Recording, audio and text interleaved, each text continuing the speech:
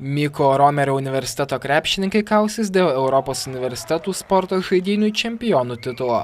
Ketvirtadienį Mindaugo Sakalausko auklėtiniai pusfinalyje po įtemptos kovos rezultatu 73-71 įveikė Splito universiteto krepšininkus. Prieš paskutinį ketvirtį lietuviai turėjo gan saugų 10 taškų pranašumą – 59-49.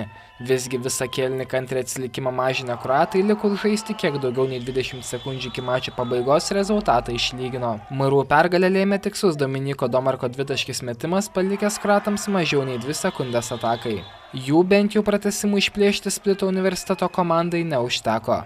Kroatai žaidė gan protingą krepšinį, tai ir mes, kartais įsimuždavom iš vėžių ir jie priartėdavo prie mūsų, bet, to pasekoje išlaikėm, kaip sakoma, sveiką protą pačioje rungtynių pabaigoje ir mums pavyko išlošti tas varžybas, nors buvo labai slidus reikalas. Yra Lietuva, kaip sakoma, čempionų šalis, ypač studentų lygai, tai manau, mes irgi tą turim pateisinti ir stengsimės iš visų jėgų.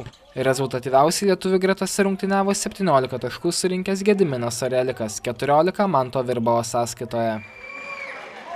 Pergalę šiandien džiaugiasi ir Vytauto Didžiojo universiteto krepšininkės. Jos gan nesunkiai 65-49 įveikė Freiburgo universiteto studentes ir rytoj kovos dėl 5.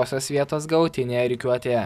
Ypač galingai mūsiškės sužaidė antrąjį rungtynių ketvirtį, kurį laimėjo net 23-4 ir antroje mačo pusėje nebeleido varžovėms pavojingai priartėti. Žinojom, kad priešininkės galbūt netokios stiprios kaip vakar dienos ir kaip ir kiekvienom varžybom ruošėmės, stengiamės, išnaudojom savo kozerius ir iš tikrųjų galvojom, kad nebus taip lengva, bet įpusėjus jau gal antram kėliniui pamatėm, kad jau galim atsipalaiduoti truputėlį ir taupyti jėgas rytoj.